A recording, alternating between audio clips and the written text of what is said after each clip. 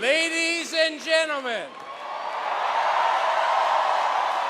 I am proud to introduce someone I know as a mayor and a man, the next president of the United States of America, Mayor Pete Buttigieg.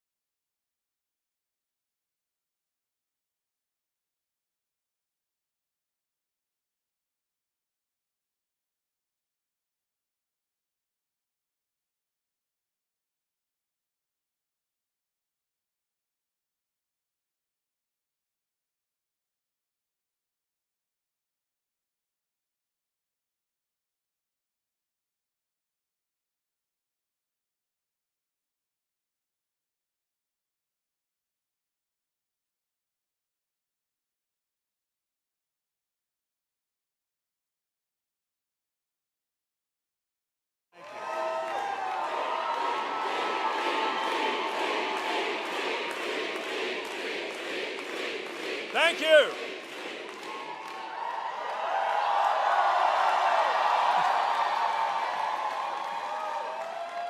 Hello, South Bend.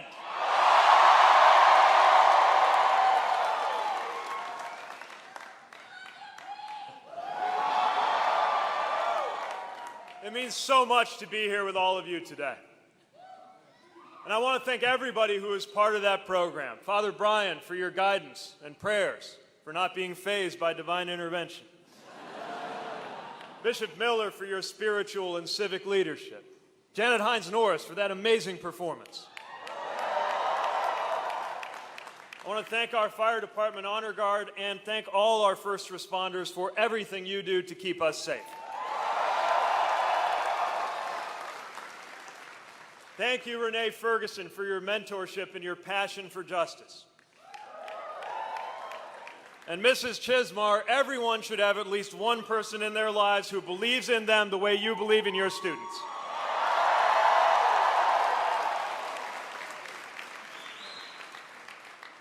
To my fellow mayors, Mayor Cabalden, Mayor Whaley, and Mayor Adler, extraordinary leaders in the community of mayors as well as in their own cities, and all of the current and former mayors here today, I thank you for your service at a time when local leadership has never mattered more.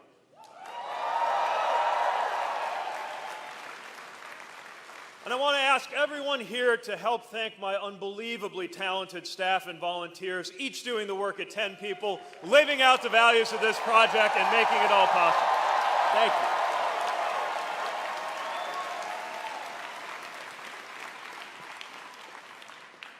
Thank you to my mom, who is here physically, and my dad, who is here in more ways than he could have ever imagined.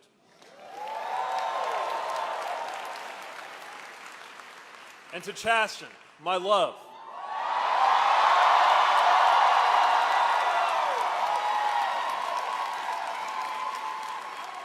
Yeah, I'm pretty fond of him too. For giving me the strength to do this and the grounding to be myself as we go.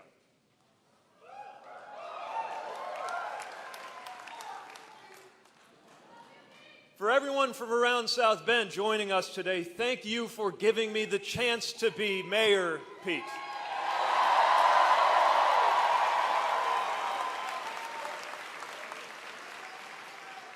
And for everyone who came from far and wide, welcome to South Bend.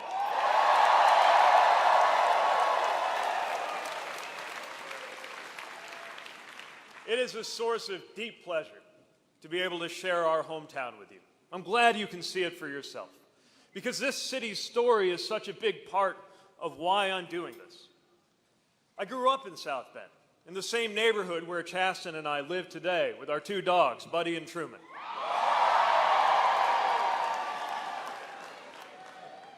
My father immigrated to this country because he knew it was the best place in the world to get an advanced education. he became an American citizen and met my mother, a young professor who is the daughter of an Army colonel and a piano teacher.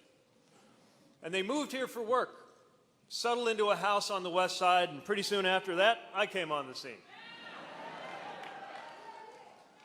The South Bend I grew up in was still recovering from economic disasters that played out before I was even born. Once in this city, we housed the companies that helped power America into the 20th century. Think of the forces that built this building we're standing in now, and the countless others like it now long gone. Think of the wealth that was created here. Picture the thousands of workers who came through these doors every day and the thousands of families that they provided for. And think of what it must have been like that day in 1963 when the great Studebaker Auto Company collapsed and the shock brought our city to its knees. Buildings like this one fell quiet, and acres of land around us slowly became a rustscape of industrial decline, collapsing factories everywhere. Houses that had been full of life and love and hope stood crumbling and vacant.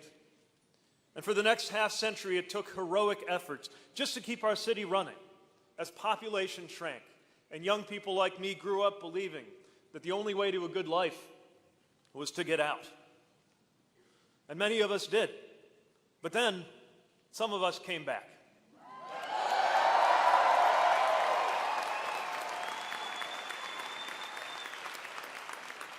We wanted things to change around here. And when the national press called us a dying city at the beginning of this decade, we took that as a call to arms. I ran for mayor in 2011 knowing that nothing like Studebaker would ever come back, but believing that we would, our city would, if we had the courage to reimagine our future. And now I can confidently say, South Bend is back.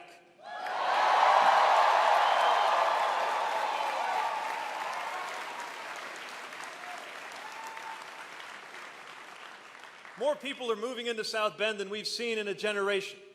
Thousands of new jobs have been added in our area, billions in investment. Now, there's a long way for us to go, but we have changed our trajectory and shown a path forward for communities like ours. And that's why I'm here today, to tell a different story than Make America Great Again. Because there's a myth being sold to industrial and rural communities. The myth that we can stop the clock and turn it back. It comes from people who think the only way to speak to communities like ours is through resentment and nostalgia. They're selling an impossible promise of returning to a bygone era that was never as great as advertised to begin with.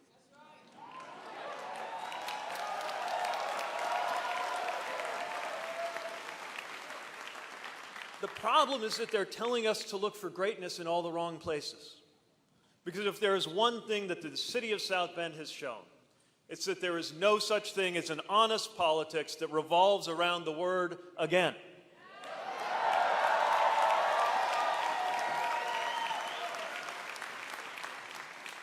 It is time to walk away from the politics of the past and towards something totally different.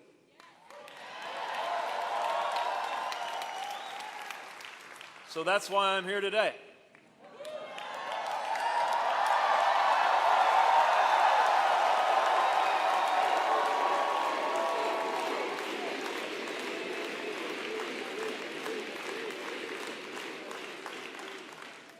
I'm here to join you to make a little news.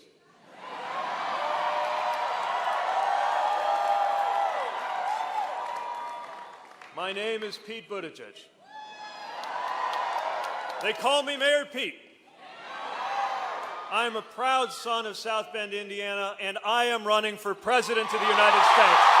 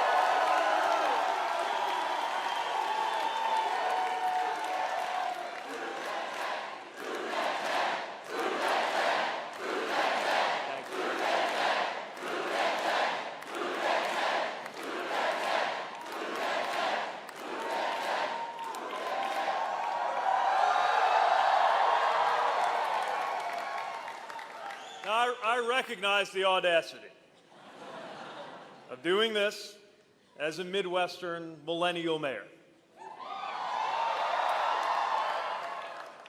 More than a little bold, at age 37, to seek the highest office in the land.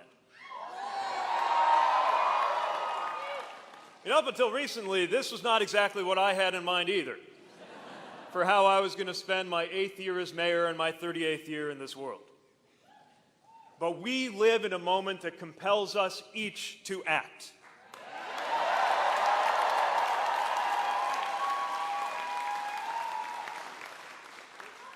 The forces changing our country today are tectonic.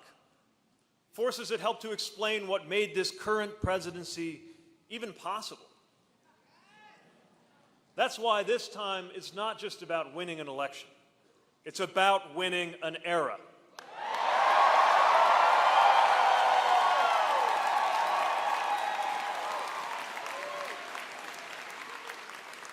Not just about the next 4 years. It's about preparing our country for a better life in 2030, in 2040, and in the year 2054, when, God willing, I get to be the same age as our current president.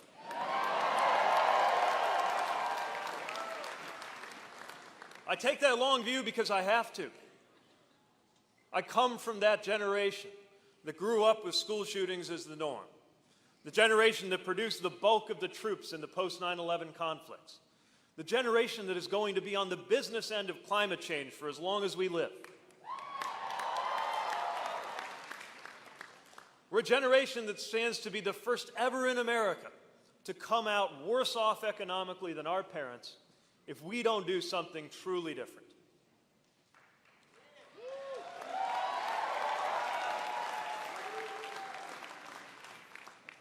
This is one of those rare moments in between whole eras in the life of our nation. I was born in another such moment in the early 80s, when a half-century of New Deal liberalism gave way to 40 years of Reagan-style supply-side conservatism that created the terms for how Democrats as well as Republicans made policy. And that era, too, is now over.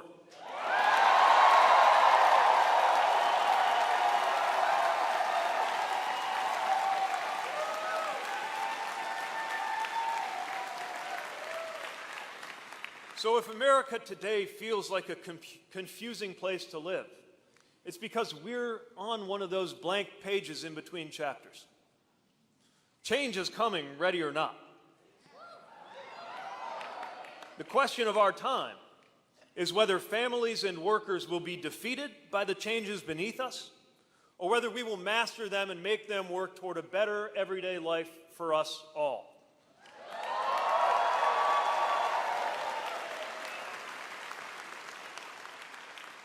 And a moment like that calls for hopeful and audacious voices from communities like ours. And yes, it calls for a new generation of leadership in this country.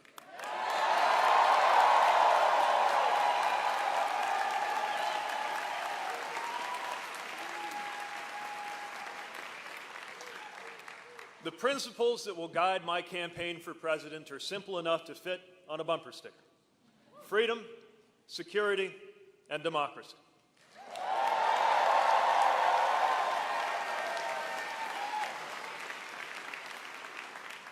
First comes freedom, something our conservative friends have come to think of as their own. But let me tell you, freedom does not belong to just one political party. Freedom has been Democratic bedrock ever since the New Deal.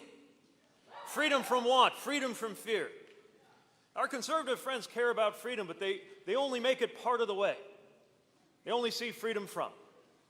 Freedom from taxes, freedom from regulation. As though government were the only thing that can make somebody unfree. But it's not true. Your neighbor can make you unfree. Your cable company can make you unfree.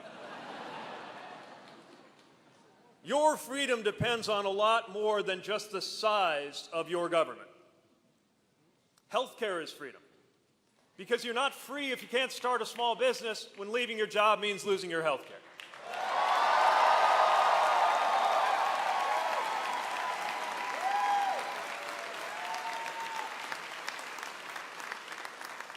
Consumer protection is freedom, because you're not free if you can't sue your credit card company even after they get caught ripping you off.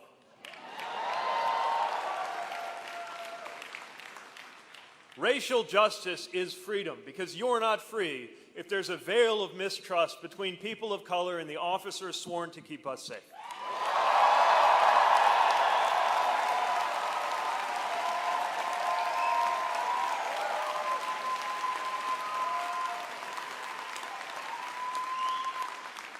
Empowering teachers means freedom.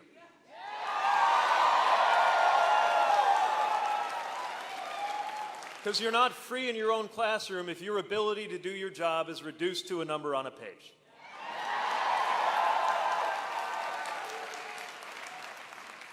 Women's equality is freedom.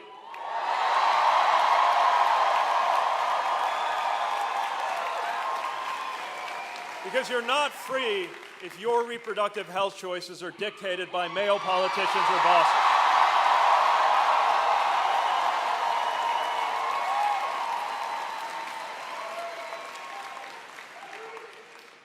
Organized labor sows freedom, because you're not free if you can't organize for a fair day's pay for a good day's work.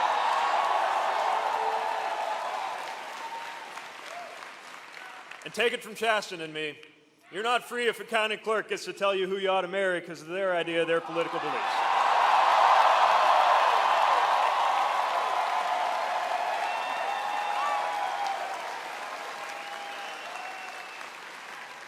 The chance to live a life of your choosing, in keeping with your values.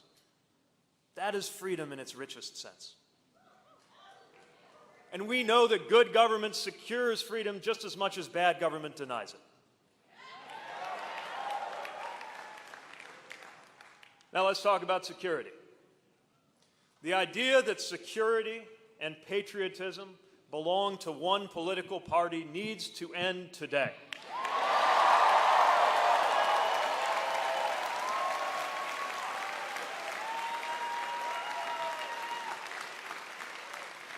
We are here to say that there is a lot more to safety and security than putting up a wall from sea to shining sea.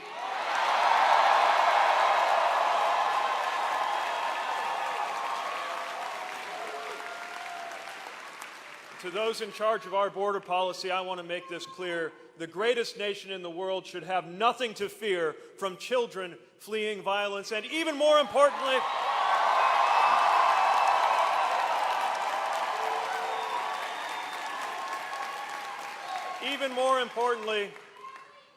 children fleeing violence ought to have nothing to fear from the greatest country in the world.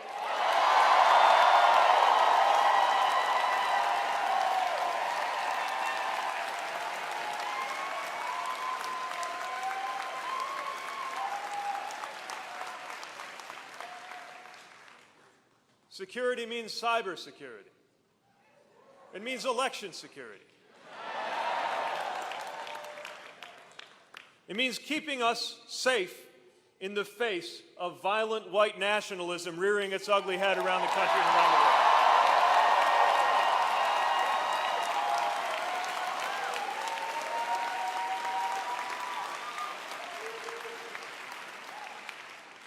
And let's pick our heads up to face what might be the greatest security issue of our time: climate change and climate disruption.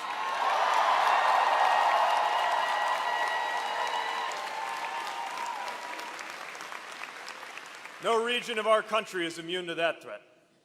We've seen it in the floods in Nebraska, the tornadoes in Alabama, the hurricane in Puerto Rico, and the fires in California. We saw it right here in this city, where as mayor we had to fire up the operations center, the emergency operations center of this city, twice in 2 years. First came a 1,000-year rainfall, and then came a 500-year river flood, 18 months apart. Now, by my math, the chance of that happening is about 125,000 to 1. So either we should all be heading down to Four Winds later to try to recreate those odds on the slots, or something is changing around us. And we're not even having a contest over whose climate plan is better, because only one side brought forth any plans at all.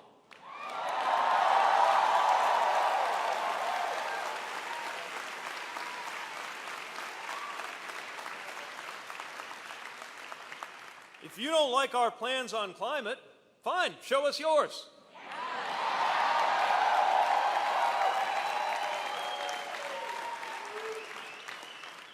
Our economy is on the line, our future is on the line, lives are on the line. So let's call this what it is: climate security, a life and death issue for our generation.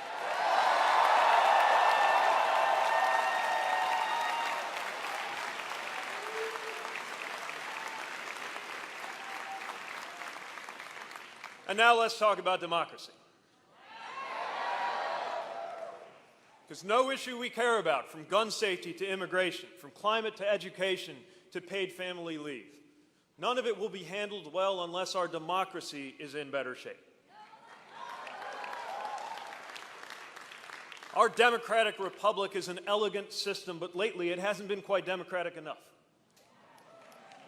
It's not democratic enough if legitimate voters are denied the ability to exercise their rights because one side thinks as a matter of political strategy that they're better off if fewer citizens are able to vote.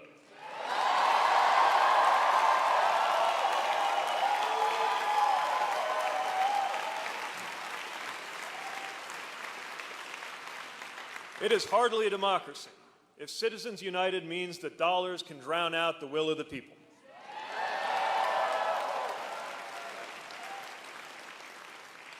It's not much of a republic if our districts are drawn so that politicians get to choose their voters instead of the other way around.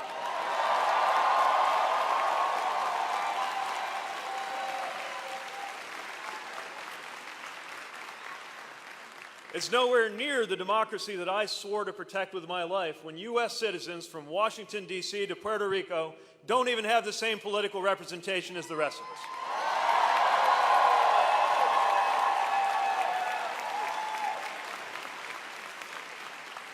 And we can't say it's much of a democracy when twice in my lifetime the Electoral College has overruled the American people.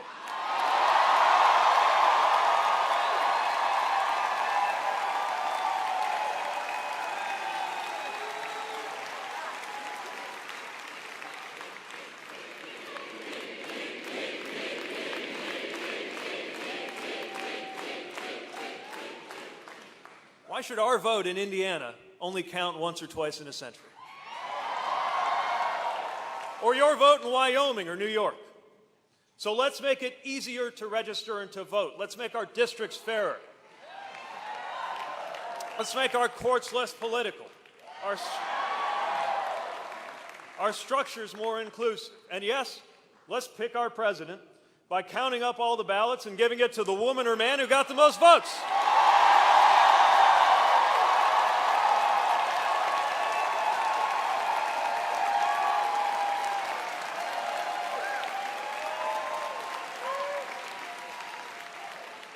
Now, I like talking about systems and structures, philosophies and theories, but nothing about politics is theoretical for me. Someone said all politics is local. I would say all politics is personal. Time and time again, moments in my life have forced me to realize what politics really means. I learned it when I went overseas on the orders of the commander-in-chief. When you write a letter and put it in an envelope marked just in case and set it where your folks can find it, you never again lose sight of the stakes. And by the way, when I was overseas, each one of the 119 trips I took outside the wire, driving or guarding a vehicle, we learned what it is to trust fellow Americans with our lives.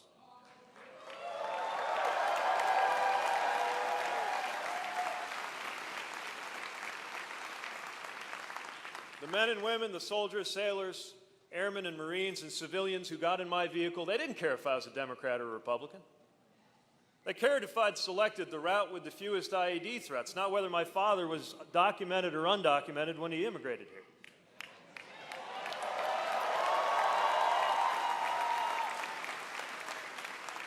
They cared if my M4 was locked and loaded, not whether I was going home to a girlfriend or a boyfriend.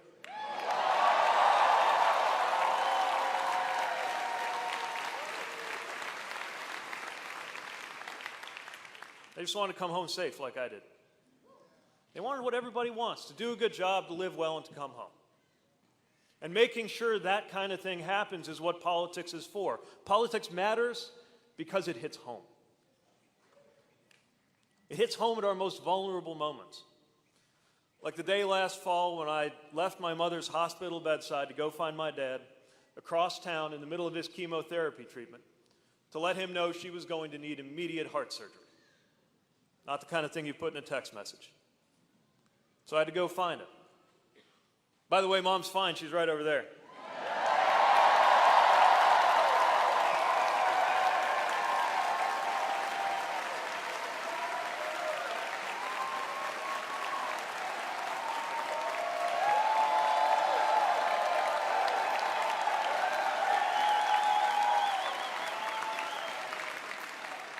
Right over there with my amazing in-laws, but that's a different story.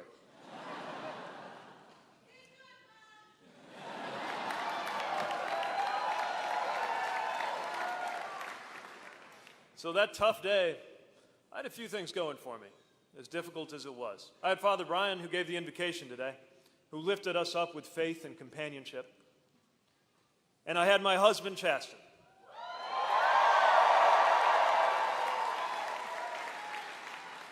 He was right there at the hospital.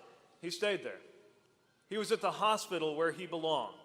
Because in the eyes of the hospital and the state and the law, he was not just someone I loved, he was my lawfully married spouse.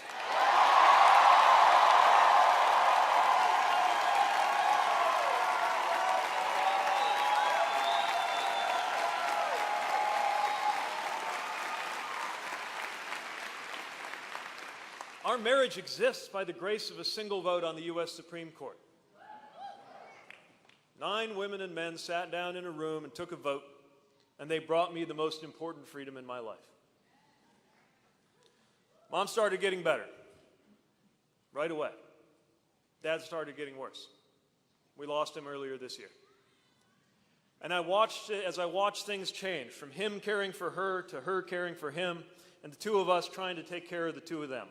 Once again, we found our lives shaped by the decisions of those with power over us. Decisions that made us better off. Because some people in Washington made the decision to bring us something called Medicare.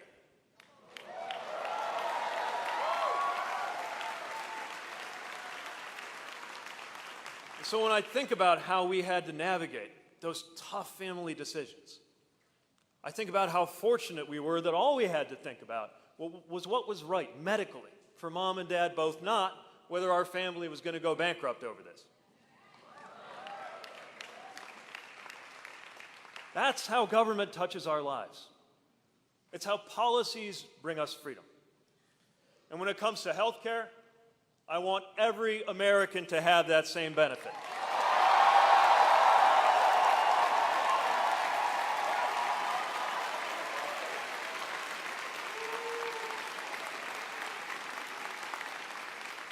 This is why Washington matters. Not the political ups and downs, not the daily drama of who looked good on cable in a committee meeting, but the way that a chain of events that begins in one of those stately white buildings reaches into our lives, into our homes, our paychecks, our doctor's offices, our marriages. That is why this country was invented in the first place, and that is what's at stake today.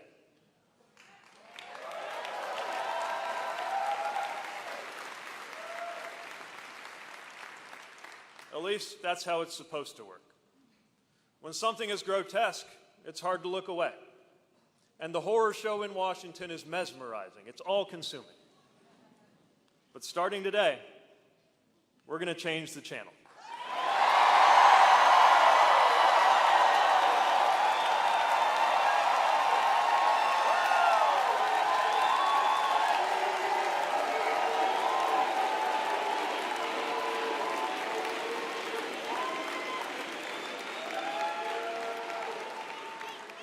Sometimes the dark moment brings out the best in us, helps us find what is good in us. Dare I say, what is great in us. Because I do believe in American greatness. I believe in American values. And I believe that we can guide this country and one another to a better place. After all, running for office is an act of hope.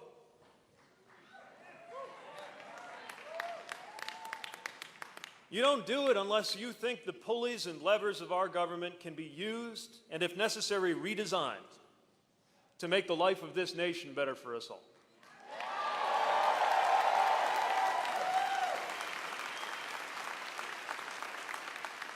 You don't do it unless you believe in the power of a law, a decision, sometimes even just a speech, to make the right kind of difference, to change our lives for the better, to call us to our highest values. Things get better if we make them better.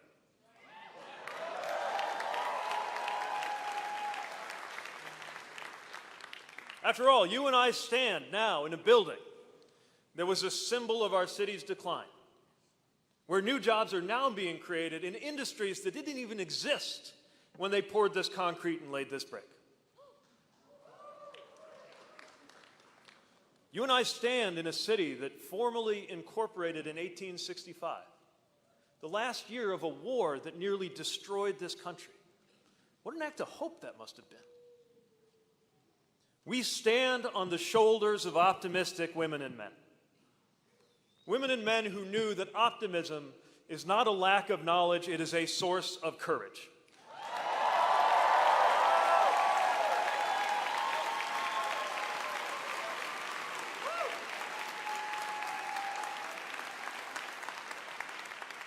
And it will take courage to move on from our past. We're not going back. You know, if I did get a chance to go back, it wouldn't be out of a desire to live in that past. If I went into the past, I'd go just 20 years back. So I could find a teenage boy in the basement of his parents' brick house, thinking long thoughts as he played the same guitar lick over and over again on his little Stratocaster, wondering how he could belong in this world. Wondering if his intellectual curiosity means he'll never fit in. Wondering if his last name will be a stumbling block for the rest of his life. Wondering what it means when he sometimes feels a certain way about young men he sees in the hall at school. If it means he'll never wear the uniform, never be accepted, never know love. If I found him and told him what was ahead, would he believe me?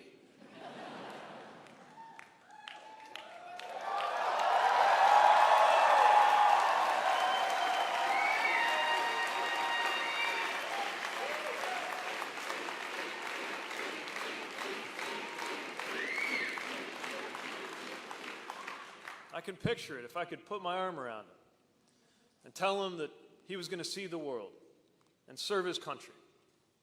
That he would not only find belonging in his hometown, but be entrusted by its citizens with the duty of leading it and shaping it.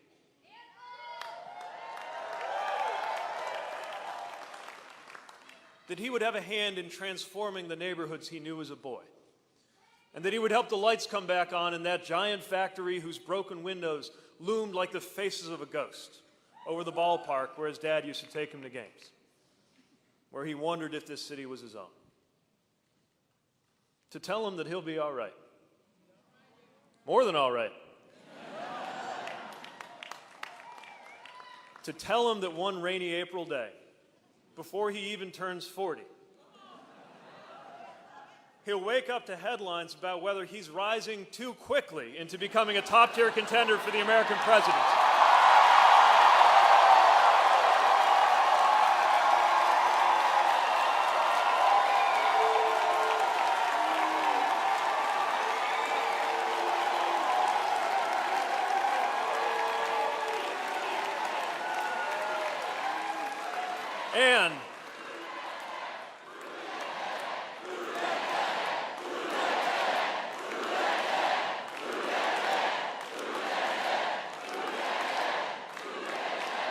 And to tell him that on that day when he announces his campaign for president, he'll do it with his husband looking on.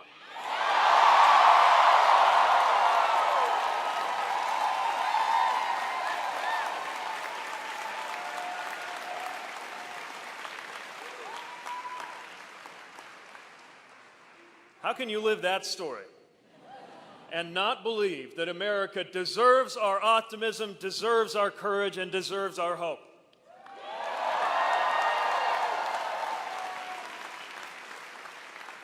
Yes, running for office is an act of hope. So is supporting someone running for office. So this afternoon, are you not hopeful?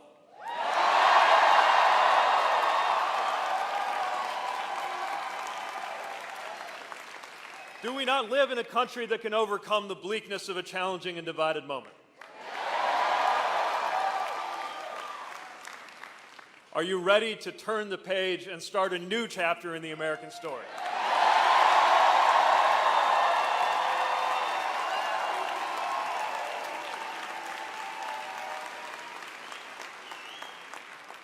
If you join me, if you and I rise together to meet this moment, one day they will write histories, not just about one campaign or one presidency, but about the era that began. Here today in this building where past, present, and future meet, right here this chilly day in South Bend.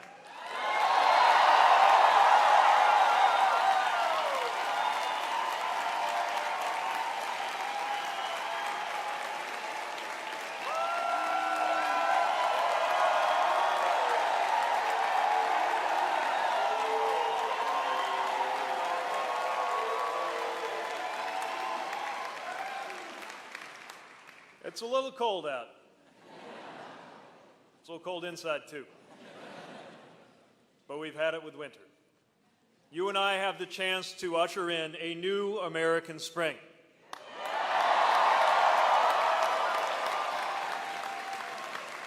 So with hope in our hearts and with fire in our bellies, let's get to work and let's make history. Thank you.